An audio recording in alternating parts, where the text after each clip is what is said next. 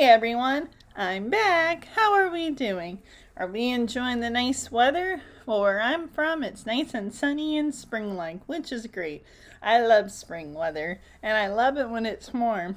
Not the hugest fan of winter, and I hope it doesn't come back anytime soon. As you may have noticed, I am wearing a Pokemon shirt today. Now, I know it is a show that children like you sometimes may watch, but what can I say? I'm a kid at heart. It's what I like. Unfortunately, that won't be the story we'll be reading. Instead, we'll be reading a book from one of my favorite authors. Now, remember our stories by Robert Munsch? There's also Michael Marchenko, because our story is called Teamwork. They collaborated, which means they worked together to create this story, to learn all about working together and being part of a team. Now, who here likes sports? If you do, raise your hand. Well, if you count swimming, I like that as a sport, and I used to play a little bit of basketball at home when I was a kid, but not really much anymore. Anyways, what our story is about is Matthew likes drawing more than he likes baseball, but he still knows how to be part of a team. Now let's see how Matthew becomes part of a team in Teamwork. Learn all about what makes a team. And maybe if we're part of a sport and we're not quite sure about teamwork, this might teach us a thing or two.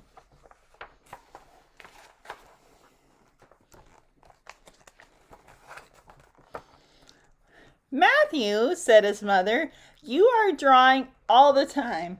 You need to play sports. Sports are good for you. Matthew drew a picture of a purple Tyrannosaurus.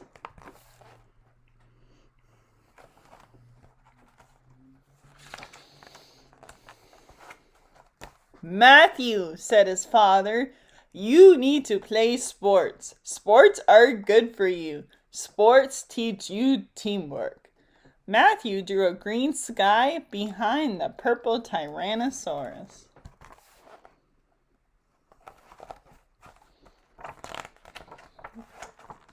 Matthew, said his father, pay attention. Matthew drew a yellow bird in the green sky behind the purple Tyrannosaurus. That's it, said his mother. She put him in the car, drove him to the park, and signed him up for baseball.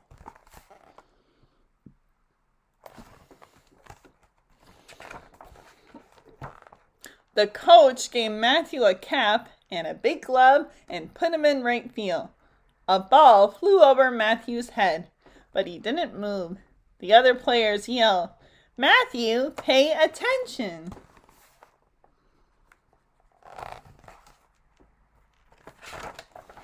A ball flew by Matthew's foot. He drew a sunset on his shirt. The other players yelled, Matthew, pay attention.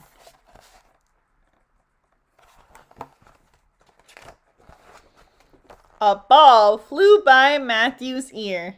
He drew a yellow stegosaurus on his shoe. The other players yelled, Matthew, pay attention.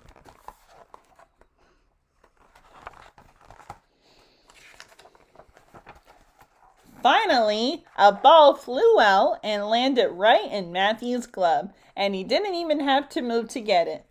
Look at this, said Matthew, a plain white ball.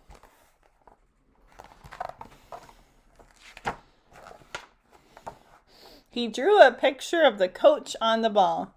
Hey, yelled the other players, throw it back. So Matthew threw the ball back to the catcher.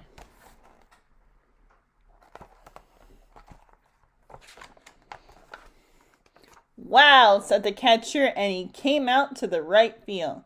Matthew drew a giant and a unicorn on his uniform.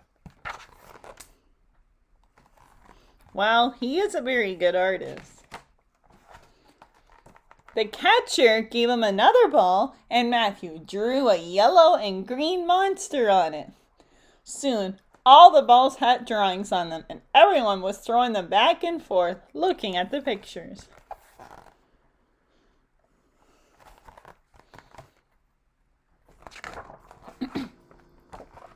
Wow, said the coach. What a team. Look at them throw. That's amazing. Then the pitcher threw a ball to the coach. It was the one with his picture on it. In the picture, he had a large purple pimple on his nose. Yikes, said the coach. What's going on?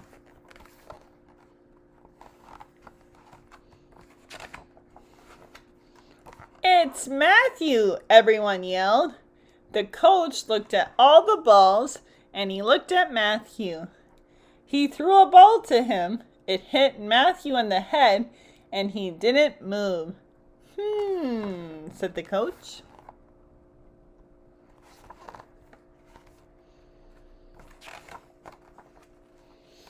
The coach walked out to right field and said, Matthew, you have really figured out how to make this team work, but right field is not a good place for you. Where are we going to put you? I could be team artist, Matthew said, and he drew a purple Coachosaurus on the coach's uniform. Oh boy. I think that dinosaur fits the coach. Yay, said the other players. 3 cheers for Matthew.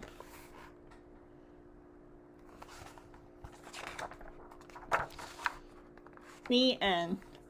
Wow, this was definitely a different kind of story when it comes to teamwork, but it showed it in a fun way.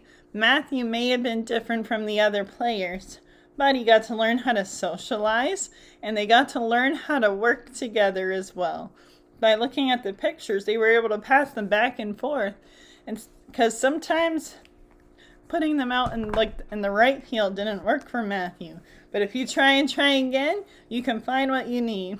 Plus, I'm sure his mom will be thankful he was able to find some friends, which is good. And now he can share his drawings with them.